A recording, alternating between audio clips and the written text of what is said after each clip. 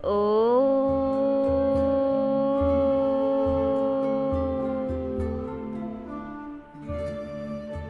नमस्कार दोस्तों, स्वागत है आपका कथा सागर में।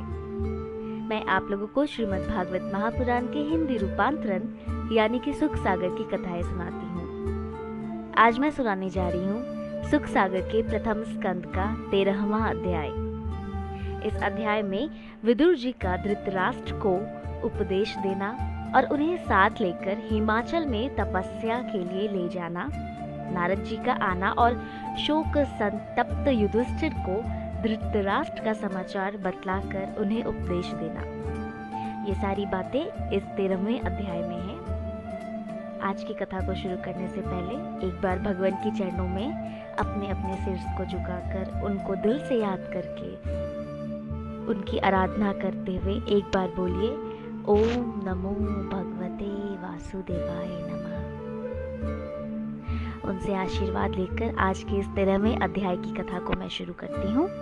श्री कृष्ण जी बहुत दिनों तक हस्तिनापुर में रहने के बाद द्रौपदी सहित राजा युधिष्ठिर की आज्ञा से द्वारका को चले आए। इसके पश्चात महात्मा मैत्रेयी जी से उपदेश ग्रहण करने के लिए साधु पुरुष विदुर जी हस्तिनापुर से द्वारका को गए। वहां श्री कृष्ण जी ने उनका बड़ा सम्मान किया। विदुर जी कृष्ण जी के बहुत बड़े भक्त भी थे। इससे श्री कृष्ण जी ने उन्हें बहुत दिनों तक अपने यहाँ रोक लिया। विदुर जी सत्संग का आनंद लेते हुए द्वारका में ही रहकर विष्णु जी की आराधना करने लगे। कितने ही दिनों बाद वे फिर हस्तिनापुर आए। यहाँ पांडवों ने अपने साधु चाचा का बड़ा स्वागत सत्कार किया। स्वयं राजा युधिष्ठिर ने उनके पांव धोए। सती गंधारी, माता कुंती और द्रौपदी आदि स्त्रियों ने बड़ा हर्ष प्रकट कर विदुर जी से प्रेम प्रदर्शित किया। जब विदुर जी श्रम रहित हो बैठे तब राजा युधिष्ठिर ने उनसे कहा, हे महात्मन, माता सहित हम पांडवों के एक आप ही रक्षक और सहायक हैं। विष से और अग्नि आदि से आपने ही समय समय पर हमारी रक्षा की है। आज दिन भी आप ही की सहायता से इतने उन्नतशील हो सके हैं। सो हे चाचा जी, कहिए इतने दिनों तक आपने हमें कैसे भुला दिया था? फिर यह तो बतलाइए कि इतने दिनों में आपने कहां कहां भ्रमण किया और अब तक किस जीविका से आपके शरीर का निर्वाह होता रहा है। यद्यपि आपके लिए तीर्थों का भ्रमण और जीविका निर्वाह का प्रश्न कुछ उतने महत्व का नहीं है, क्योंकि आप में तो जनार्दन श्री कृष्ण जी साक्षात विष्णु रूप से विद्यमान रहते हैं। फिर भी हे महात्मन, आप अपने इस समाचारों के साथ साथ हमें यह भी बतलाइए कि द्वारका में जाकर आपने क्या क्या देखा और क्या क्या सुना है। कहिए, हमारे मित्र यदुवंशी लोग अपने नगर में सुख से तो है ना? जनार्दन श्री कृष्ण जी सहित उनके परिवार में सब कुशल तो है ना? तब युधिष्ठिर के ऐसा पूछने पर विदुर ने यदुवंश का नाश छोड़कर द्वारका का सब समाचार कह सुनाया। यदुकुल का संहार इसीलिए नहीं कहा कि साधु जन प्रजा के दुखों को नहीं देख सकते, वे बड़े दयालु होते हैं। इस प्रकार पांडवों से सम्मान पाकर विदुर जी कुछ दिनों तक हस्तिनापुर में ही रहे। निर्विघ्न राजा को प्राप्त कर सुख में पलते हुए पांडवों ने कितने ही दिन बिता दिए। उन्हें समय का कुछ भी पता न चला। तब अधिक समय व्यतीत हो गया और ऐसा जानकर साधु पुरुष विदुर जी ने धृतराष्ट्र से कहा, राजन, आपने व्यर्थ ही में अपने जीवन के समय बिता दिए और कुछ परलोक सुधारने का कार्य नहीं किया। अतः आप शीघ्र ही घर से निकल जाइए। बड़ा भयानक समय आ रहा है। जीवन का ध्येय कुछ और ही होता है। वन में जाकर तपस्या कीजिए। जब अपना परम प्यारा प्राण भी निकल जाता है तब धन आदि में क्या रखा है। अब हम लोगों का वह समय अत्यंत समीप आ गया है जब इस असार संसार को त्याग देना पड़ेगा।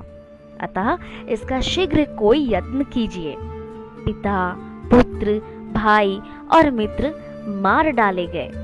आपकी भी अवस्था व्यतीत हो गई।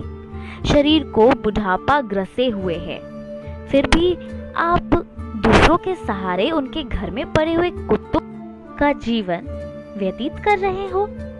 जिस भीम को आपने आग में जलाया, जिसे विष दिया, जिनकी स्त्री का अपमान किया, जिनका धन अपहरण कराया, उन्हीं पांडवों के हाथ से दिए अन्न को खाकर जी रहे हो।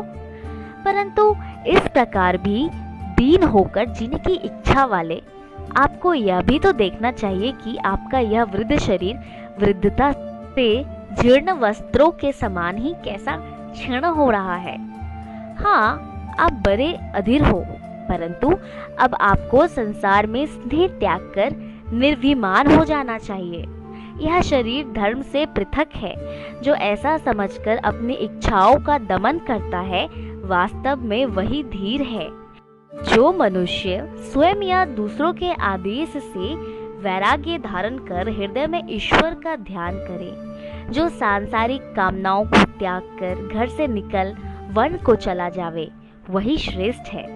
हे राजन, आपके कुटुंबी और आप भी यह जानते हैं कि काल कब आएगा। जब वह आता है तब मनुष्यों में धैर्य तथा दया आदि गुणों का नाश हो जाता है। इससे आप घर से निकल उत्तर दिशा को जाइए। हे शौनक, जब इस प्रकार छोटे भाई विदुर ने बड़े भाई धृतराष्ट्र को समझाया तो वे उन्हीं के द्वारा बंध और मोक्ष का मार्ग दिखाए जाने पर निज कुटुंबियों में दृढ़ स्नेह रूपी फांसी को काटकर घर से निकल गए। उनके साथ की पत्नी सुबुल की कन्या सती गंधारी और विदुर ने भी उनका मार्ग पकड़ा। चलते चलते वे लोग हिमालय पर चले गए।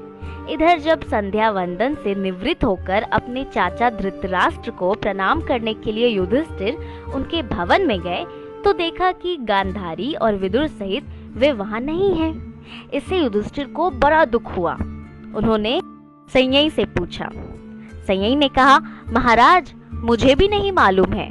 फिर तो नाना प्रकार का संकल्प विकल्प हुआ, बड़ी खोज हुई। पांडवों के राजमहल से लेकर समस्त हस्तिनापुर में कोहराम मच गया।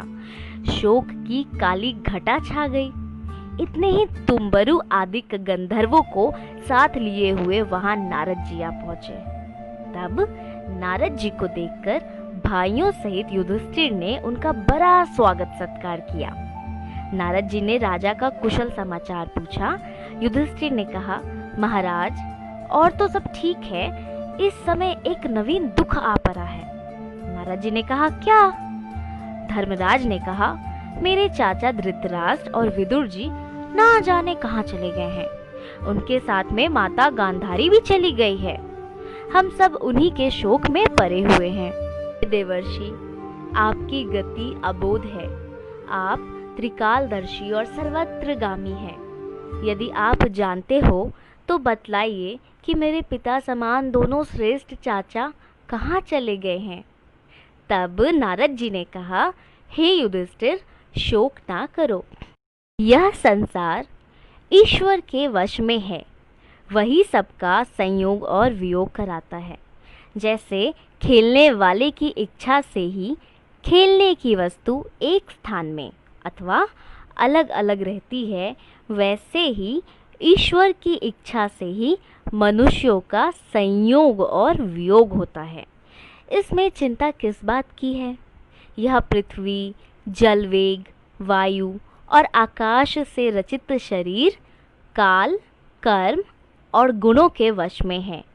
तब भला यह दूसरों की रक्षा करने वाला कौन है? क्या अजगर से ग्रसित प्राणी भी दूसरों की रक्षा कर सकता है? देखो, जिनके हाथ पांव हैं उनकी जीविका पशु आदिक है और पशुओं की जीविका तृण आदि है, और उन पशुओं में भी जो बड़े पशु हैं उनकी जीविका छोटे पशु हैं। परंतु जो बिना हाथ पांव और बिना रूप के अनेक प्रकार के जान पड़ते हैं, उन्हीं को इस संसार में सर्वत्र देखना चाहिए। वे भगवान प्राणियों को पैदा करने वाला, कालों के भी काल और दैत्यों के नाश के लिए ही इस पृथ्वी पर प्रकट हुए हैं। यद्यपि वे जिस देव कार्य की इच्छा से यहाँ आए हुए थे यह पूरा हो गया, तथापि अभी कुछ शेष है जिसकी प्रतीक्षा में वे अभी तक यहाँ रुके हुए हैं। इस कारण वे ईश्वर श्री कृष्ण जी जब तक यहाँ रहे तब तक तुम लोग भी संसार में बने रहो। धृतराष्ट्र जी जहाँ गए हैं वह मुझे मालूम है। देखो, उत्तर में हिमालय के तट पर एक सप्तश्रोत नामक पवित्र तीर्थ है। वहाँ से गंगा जी निकलकर अपनी 7 धाराओं में प्रवाहित हुई हैं। वे लोग वहीं रहकर गंगा के पवित्र जल में स्नान ध्यान करते हुए तप कर रहे हैं। अब आसन तथा प्राणायाम की क्रियाओं को करते हुए धृतराष्ट्र ने अपनी इंद्रियों पर विजय प्राप्त कर ली है और अब वे श्री विष्णु जी का ध्यान करते हुए सत, रज, तम तीनों गुणों के दोष से दूर हो गए हैं। अब उनमें अहंकार का तनिक भी लेश ना रहा और उन्होंने अपनी आत्मा को बुद्धि में मिलाकर उसे ब्रह्मा में वैसे ही लीन कर लिया है जैसे घटाकाश महाकाश में मिल जाता है। उन्होंने मायाकृत वासनाओं को त्याग कर इंद्रियों पर विजय प्राप्त कर ली है, जिससे वे भोजन आदि सब कुछ त्याग अपने आसन पर लंबित हो बैठे रहते हैं। सो अब उन परम तपस्वी धृतराष्ट्र के पवित्र मार्ग में तुम बाधक नहीं बनो। परम साधु विदुर जी उन्हें उत्तम मार्ग पर ले गए हैं। अब आज से केवल 5 दिन और हैं जब वे धृतराष्ट्र अपना शरीर त्याग देंगे। तब उनका शरीर भस्म हो जाएगा और वे मोक्ष को प्राप्त होंगे। उनके साथ पतिव्रता गांधारी भी अग्नि में प्रवेश करेंगी और तब विदुर वहाँ से तीर्थ यात्रा करने को चले जाएंगे। तुम उन सब के लिए शोक ना करो। ऐसा कहकर नारद जी चले गए। युधिष्ठिर ने उनका वचन मानकर शोक को त्याग दिया और इसी की तरह 13वां अध्याय संपूर्ण होता है। तो सब कोई मेरे साथ एक बार बोलिए, ओम नमो भगवते वासुदेवाय नमः।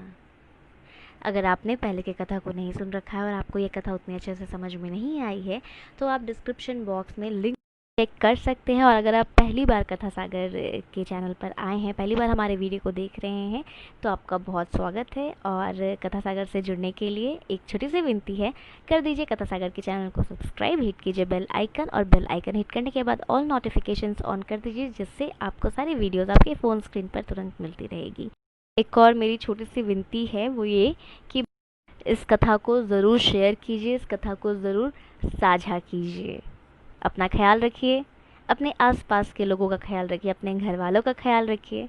अब मैं लेती हूँ आपसे विदा, जल्द मिलूँगी आगे के अध्याय में 14वें अध्याय के साथ। ओम शांति, ओम शांति, ओम शांति।